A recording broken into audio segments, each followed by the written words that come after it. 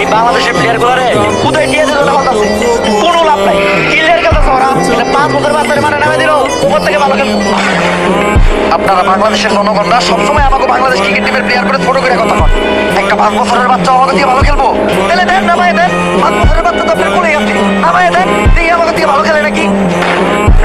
আর ইতিহাসে প্রথমবার 5 বছরের বাচ্চা শিশু ললিপপ চুষতে চুষতে ব্যাট হাতে নিয়ে বাংলাদেশ মধ্যে ব্যাটিং নামলো। সার্জিটাও একটু বড় হয়ে গেছে কারণ বল টাইম নাই, ব্যাটটাও একটু ছোট হইলে ভালো। বোলিং আমি এ বাচ্চা কি খেলা। আরে হারবাজার সিং মজা নিও না, ললিপপ চুষতে চুষতে তোমার পয়সা দেওয়ার ক্ষমতা নেই এই বাচ্চা।